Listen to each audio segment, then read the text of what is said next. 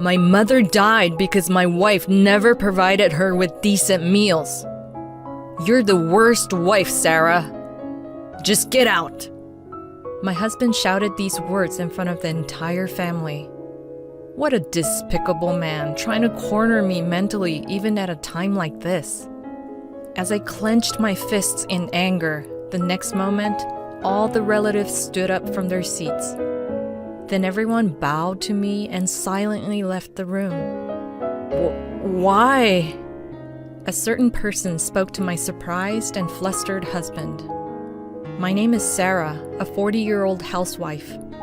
I've been married to my husband James for 5 years.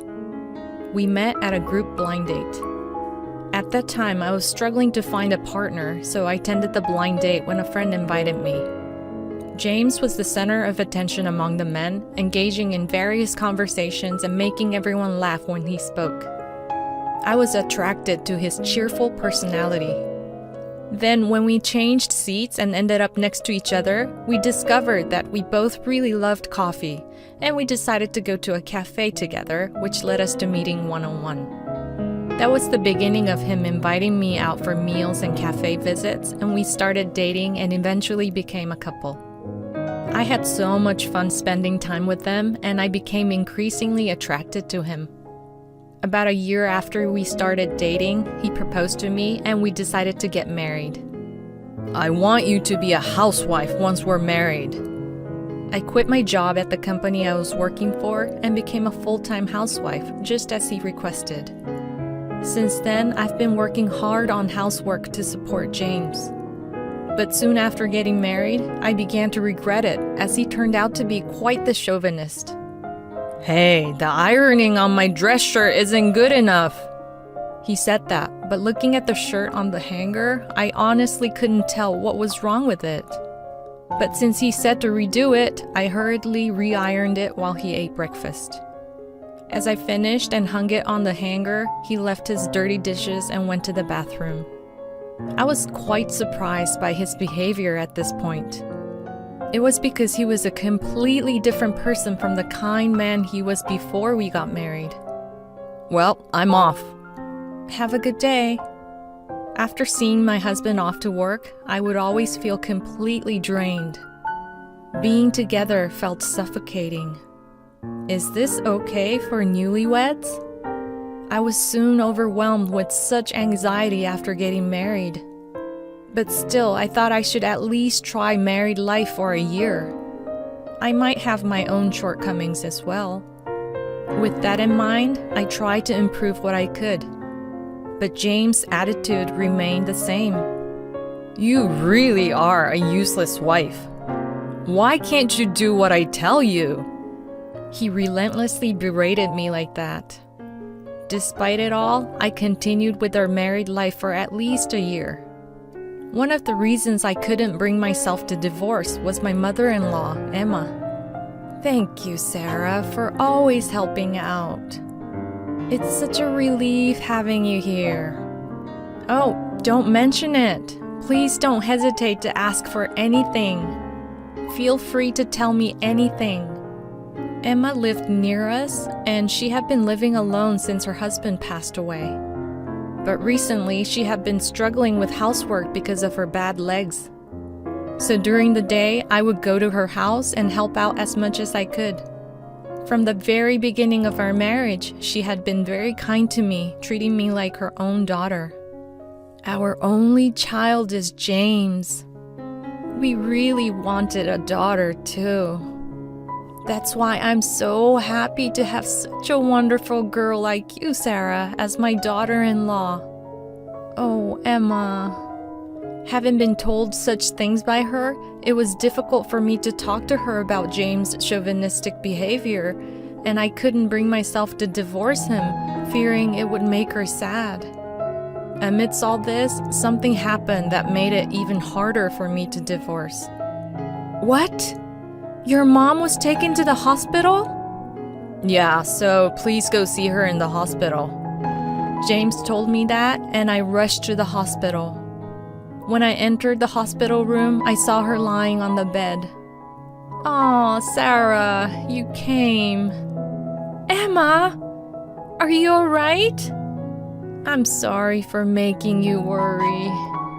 She had collapsed from a stroke while shopping and had been taken to the hospital by ambulance. I guess I'm getting old.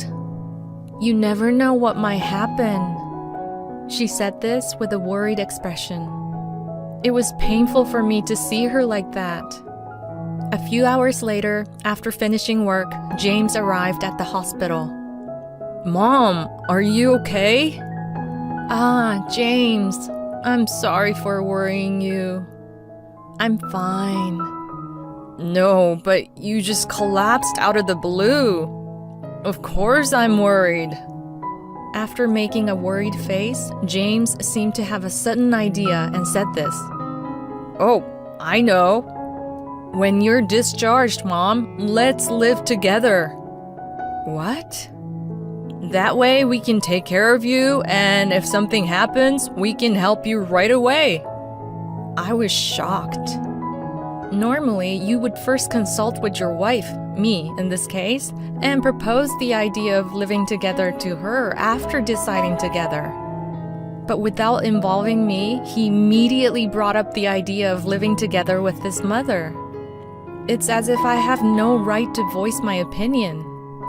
If my mother-in-law agreed, I wouldn't be able to refuse. Well, I am worried about her and I don't mind living together, but I still wanted him to talk to me about it beforehand. Because he suddenly brought it up, it made her uncomfortable. But for Sarah, living with her mother-in-law could be difficult. When she said that, I almost told her, oh no, but James interrupted. No, she doesn't mind at all. In fact, she's terrible at housework, so you should teach her. My mother-in-law was surprised by his remark. James, what are you talking about? Sarah is doing just fine. She's been a great help at my house too. As she defended me, James looked annoyed. Well, as long as both of you are happy. Sarah, you're okay with living together, right? Sure. Then as soon as Mom is discharged, we'll move in together. James made the decision to live together in her house rather forcibly. A week later, when my mother-in-law was discharged, James and I terminated our rental apartment lease and moved in with her. Sarah, I look forward to living with you from today on. Same here. She greeted us warmly, and our life together began in a peaceful way. I tried my best not to burden her with housework and took the initiative to do it myself, but she insisted on doing simple chores, saying that she would become unhealthy if she didn't move. We cooked together, and she taught me various recipes. Her cooking was truly delicious, and I learned a lot. James seemed satisfied with the clean house and delicious meals. At first, I was unsure about how living together would work, but I started to think that it might be better for me. As a housewife living with just my husband, James was the only person I talked to. But having Emma around gave me someone to talk to during the day, which became a source of mental support for me. She would also step in when James was about to complain about something and take my side. When she scolded him, he would stop complaining, which was truly a blessing. In the blink of an eye, 4 years passed since we started living together. While I still had my share of complaints about my husband, I got along very well with my mother-in-law, so I didn't think much about divorce. But just when I thought things had finally settled down, James started to show even more unreasonable behavior. You're terrible at managing the household finances. What? You're spending too much on food. No, I think it's an average amount. No, it's too much. That's why I've decided to give you less money. What? I used to give you $370 for food expenses for the 3 of us, but starting this month, it's $170. What? That's not enough. It's more than enough. You just have to figure it out. But we won't be able to get enough nutrition and we won't be able to eat satisfying amounts of food. Figuring that out is the job of a full-time housewife. James suddenly made such an unreasonable demand, and he really only gave us $170 a month. There's no way we can cover the food expenses for 3 people with $170. I also want to make sure my mother-in-law gets nutritious meals too. But James wouldn't listen at all, and he didn't give us any more money.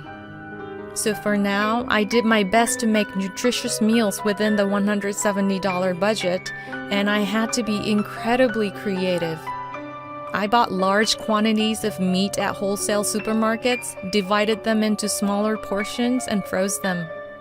I looked for discount vegetable stores and stocked up, and I froze what could be frozen right away.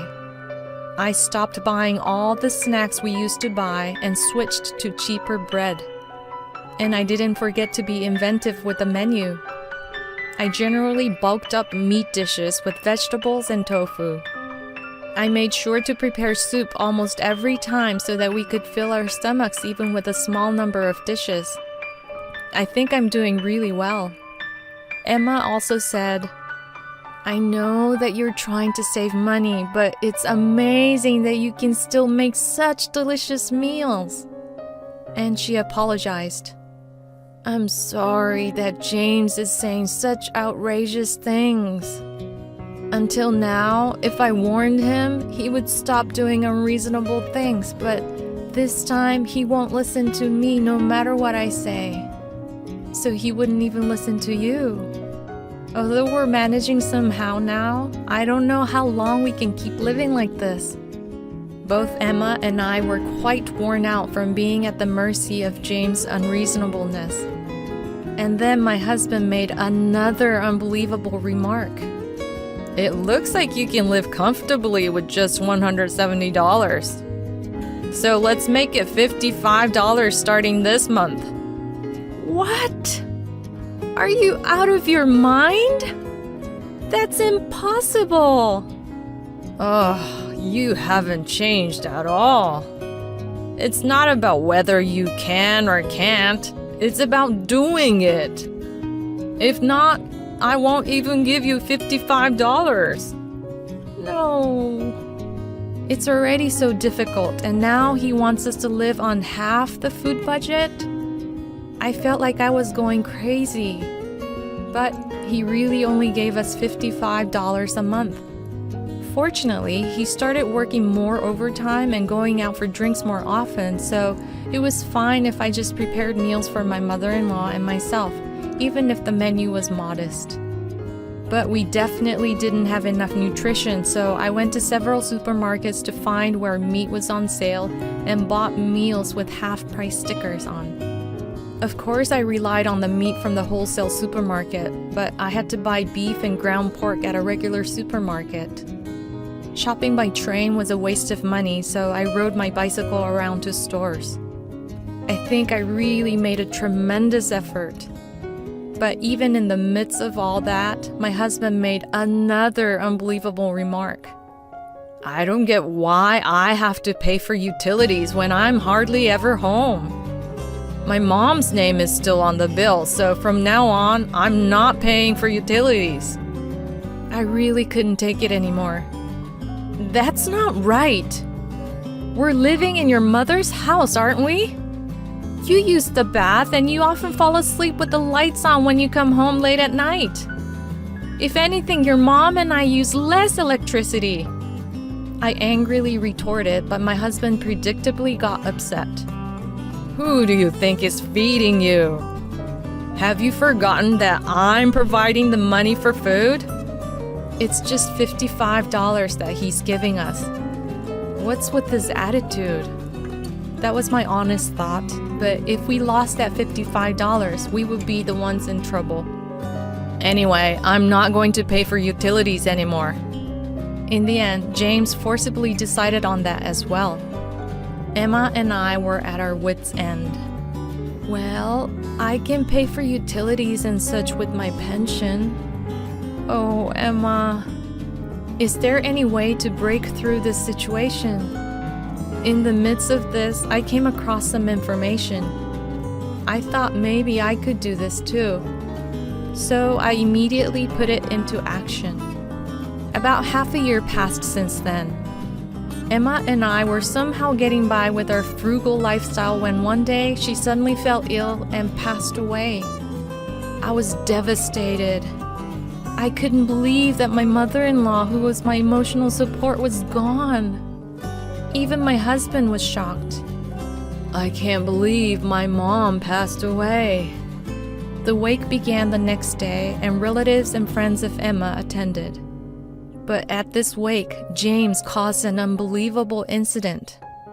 It was about the food served at the wake. Everyone was eating and talking while thinking of my mother-in-law. In the midst of that, my husband, perhaps feeling tipsy from the alcohol, suddenly made an unthinkable remark. My mother died because my wife never provided her with decent meals. You're the worst wife, Sarah. Just get out. Don't ever set foot in my house again. James shouted these words in front of all the relatives. I was at a loss for words. We hardly spoke to each other, and the time we spent together had decreased. The relationship between my mother-in-law and my husband had always been incompatible. But why would he blame me like this at such an occasion? He's really the worst man to try to corner me mentally, even at a time like this. As I clenched my fists in anger, the next moment, all the relatives stood up. They all bowed to me and silently left. I was surprised. During the wake, all the relatives had left. James looked with wide eyes as the relatives left. Why? Then a certain person spoke to my surprised and flustered husband. James, all the relatives know what you've been doing up to now. What? Who are you? I'm a lawyer who was commissioned by your mother. A lawyer? What do you want? Your mother left a will. I'll read it all out loud as it's written here. The lawyer read Emma's will in front of my husband and me. We were surprised at the contents. My mother-in-law had recorded the fact that my husband only gave us $55 per month for food expenses and didn't pay for utilities. She also recorded that he repeatedly made morally harassing remarks to me and sent these records to the relatives. The relatives, knowing everything, had left in disgust after hearing my husband's words. And my mother-in-law had even more shocking news for me. The will continued, and it mentioned his affair. It seemed that my mother-in-law had hired a private detective to investigate. The lawyer who had received the investigation results from Emma showed them to us. There were photos of James entering a hotel with his mistress looking affectionate. My husband turned pale upon seeing the photos. You want to tell me what this is all about? No, this is, it's not what it looks like. What is it then? You were having an affair. Well, that's, James was extremely flustered. He desperately tried to make excuses, but there was no escape with so much evidence. It seemed that James was having an affair with a junior at work. The reason he had reduced the money he gave to us was that he wanted to save money to enjoy his time with his mistress even more. Unbelievable. We're getting a divorce. You be paying me compensation. I'll also claim compensation for the moral harassment, not just the affair. No! James cried and apologized, but I absolutely did not want to forgive him. You even made the relatives leave. You're really hopeless. Don't you dare attend the funeral tomorrow. If you're there, we won't be able to properly send off your mom. Why don't you go back to your mistress now and discuss how to pay the compensation? When I said that, my husband left the scene with a frightened look. The next day, knowing that my husband wouldn't be attending, the relatives came to my mother-in-law's funeral, feeling relieved. We all said our goodbyes together. After that, I divorced my husband and claimed compensation from his mistress. James had to pay a total of $53,000 for moral harassment and the affair, while the mistress had to pay $37,000. The affair became known at their workplace, and the mistress couldn't bear the cold stares and resigned. As long as her parents paid the compensation on her behalf, I didn't care if she quit her job or not. Since my ex-husband had to pay more compensation than his mistress and had no savings, he couldn't quit his job and had to work with a heavy burden on his shoulders. By the way, when my ex-husband started to withhold money unreasonably, I had actually gotten information about a side job and started doing it. Thanks to working diligently, by the time I divorced my ex, I was earning about $900 per month. So now I'm thinking of working part-time while continuing my side job to earn enough income to live on my own. In any case, it was a relief that we were able to hold my mother-in-law's funeral properly and also punish my ex-husband. From now on, I plan to forget about my terrible ex-husband and start a new life. Thank you for watching until the end.